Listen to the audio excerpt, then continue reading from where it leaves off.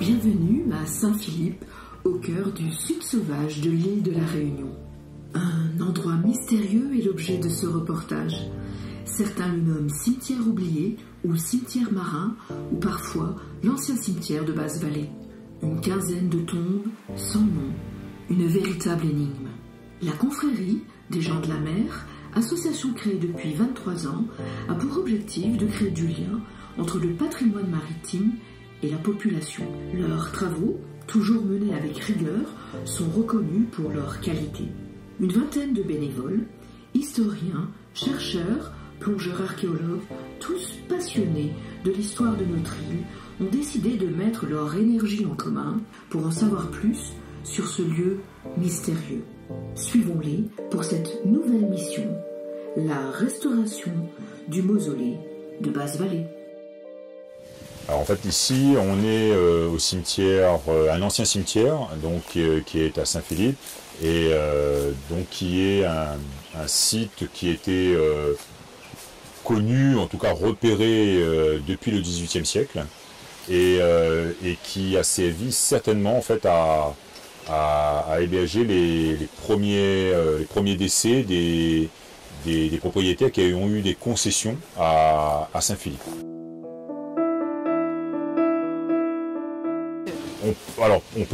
On ne peut pas dater complètement le cimetière, on a des repères chronologiques.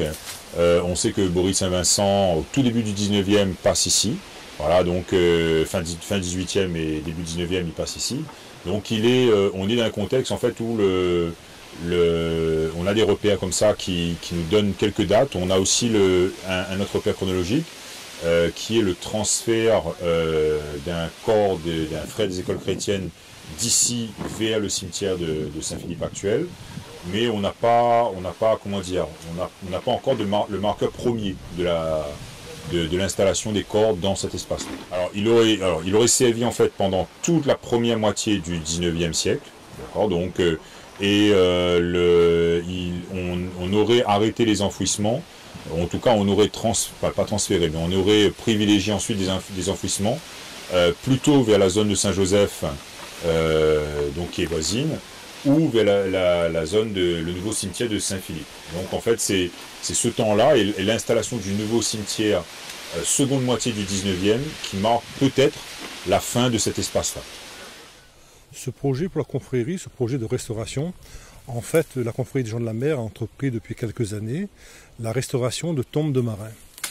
Donc on a commencé il y a 3-4 ans donc au lazaret de la Grande Chaloupe, à la Possession, puis à Saint-Denis, sur la tombe du capitaine Lerustif, à Salazie, et là nous sommes arrivés sur l'ancien cimetière marin de Basse-Vallée, Saint-Philippe. Ce qui a attiré notre attention, c'est qu'il y a eu l'année dernière une profanation sur un monument funéraire, et c'est à partir de là qu'on a proposé nos services pour pouvoir restaurer donc ce petit mausolée à Basse-Vallée.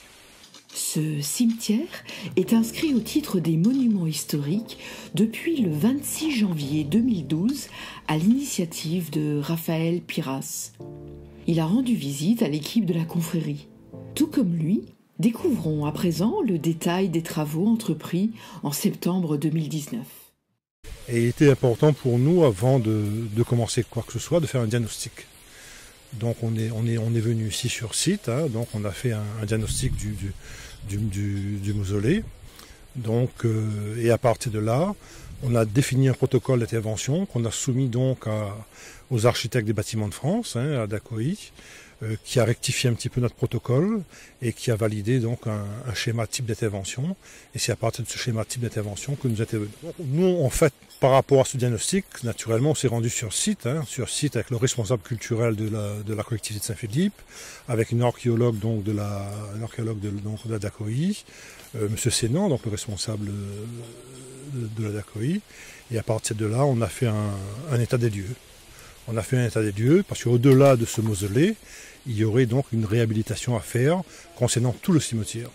Donc en ce moment, on réfléchit, en fait cette réunion était pour réfléchir un petit peu sur le devenir de ce cimetière. Alors ici donc on mène des travaux qui sont des travaux de restauration d'un mausolée dont il manque 3 pierres. Donc là les premières phases en fait qui vont nous amener en fait progressivement à l'achèvement du chantier, c'est d'abord de refaire une semelle à la base pour poser les pierres. Donc là c'est la phase qu'on a traitée ce matin. On va commencer du coup à poser les premières assises qui permettent de clore en fait le trou qui a été ouvert. Et dans cette assise, on va remplir cette cavité de sable pour éviter que il y ait un effondrement intérieur lié en fait au vide, et que le ravinement de l'eau qui peut passer ici traîne de l'eau qui passe sous la pierre, et donc en fait fasse s'écrouler le monument à un moment donné. Et donc et ensuite on continue, on va y placer également des pierres pour agir mécaniquement sur ce lit de sable. Et une fois ces pierres placées, on ferme définitivement le mausolée avec les 2 pierres qui manquent sur la première pierre qu'on a posée aujourd'hui. Moment d'émotion pendant ces travaux. Laurent découvre une tombe cachée sous quelques feuillages. Peut-être la tombe d'un enfant. Qui sont les personnes enterrées ici dans ce cimetière ?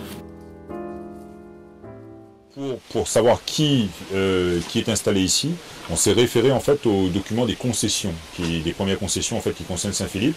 Alors ce qu'on a constaté, c'est plutôt des gens qui sont aussi d'une classe de la classe aisée, qui ont des propriétés dans la zone et qui ont les moyens aussi de s'offrir entre guillemets un espace funéraire de prestige important, c'est-à-dire un espace funéraire en pierre de taille.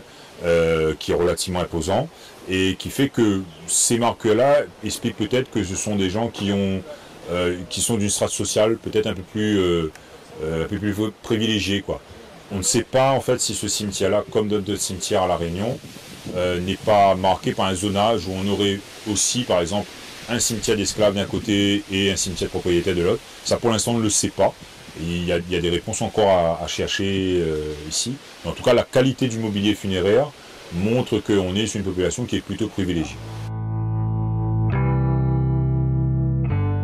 Alors ici, en fait, on est dans l'espace, c'est un espace qui, pour nous, est dans la continuation des missions qu'on a un peu lancées autour des cimetières, c'est-à-dire de réhabiliter des lieux, de faire prendre conscience. Voilà, de faire prendre conscience que cet élément-là est important et de partager ça. Voilà. Donc c'est cette dimension-là qui pour moi est la plus forte, c'est-à-dire de pouvoir partager avec le soutien de la mairie, avec le soutien des institutions, une opération qui est montée en fait avec des bénévoles qui interviennent, donc, et qui permet quelque part la sauvegarde du lieu. Donc c'est ça en fait, qui est le point pour moi, le point important qui nous porte aujourd'hui. Voilà, l'idée pour nous, c'est vraiment être l'initiateur du projet. Donc là, on a commencé par une restauration, mais la prochaine étape, avant de continuer quoi que ce soit, ce serait une opération archéologique, ce serait une prospection, ce serait en fait l'inventaire des tombes, hein, de cet espace funéraire, et après donc mettre en place une organisation pour qu'il y ait un impact culturel, touristique. Ce matin, on a terrassé, on a coupé des arbres pour faire que le cimetière soit plus présentable, puisque c'est un cimetière abandonné. Donc du coup, voilà, on est arrivé au terrassement pour pouvoir effectuer la remise en place de certaines pierres qui avaient été arrachées. En fait, ça nous permet d'être un petit peu plus sur le terrain, parce que moi, même si je suis plongeur archéologue, on est très peu souvent dans l'eau, et je suis beaucoup aux archives dans les ouvrages et sur Internet pour toutes les recherches concernant les naufrages. Donc ça fait un peu de travail terrain, et moi j'aime beaucoup ce travail terrain. Alors j'ai participé à la préparation, la mise en place du chantier, le rinçage des pierres, la prise de photos également qui est important notamment pour la mémoire, et aussi le rapport, ce qui est primordial pour le rapport à rendre ensuite. C'est une expérience très importante pour moi, puisque ça fait partie de notre patrimoine, et ça permet de comprendre quelle est la procédure de restauration, quel est le plan d'intervention qui est mis en place. Donc ça donne une visibilité sur la mise en place du chantier. C'est qu'on découvre toujours de nouveaux sites, de nouveaux lieux. Et c'est important pour moi puisque Saint-Philippe, ça fait un petit peu partie de mon histoire également. Et donc, le fait que ça soit ici, c'est aussi très important pour moi.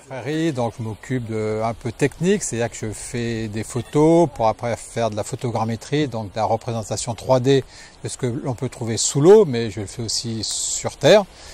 Dernièrement, c'était au débarcadère à Saint-Denis, et je m'occupe aussi de tout ce qui est géolocalisation de pièces, de toutes sortes de pièces. On a donc trouvé une petite pièce métallique qui peut-être après fera qu'un historien sache puis donner son avis dessus. Donc une petite pièce pourrait être éventuellement un bout de la croix. Alors ce genre de mission m'apporte, avant j'étais un plongeur classique et là après je me suis orienté vers l'histoire et donc vers l'histoire maritime de la Réunion, et donc les cimetières font partie aussi de l'histoire maritime. Donc voilà, c'est la continuité de ma progression dans la recherche historique de l'île. Ce qu'il faut comprendre, c'est que les hommes et les femmes qui sont ici, dans ce cimetière, font partie de l'histoire de Basse-Vallée. Et on a très peu d'informations sur leur histoire, donc sur l'histoire de Basse-Vallée. Donc on a entamé donc avec l'historien Laurent Waro un gros travail de recherche historique déjà, donc pour comprendre l'histoire de Basse-Vallée, pour savoir les premiers propriétaires, pour connaître déjà son histoire. Et à partir de là, donc on va faire un petit inventaire donc du cimetière et on va essayer donc à partir d'épitaphes, puisqu'on a très peu d'épitaphes, essayer de reconstituer un petit peu la généalogie des gens, des individus qui se trouvent ici.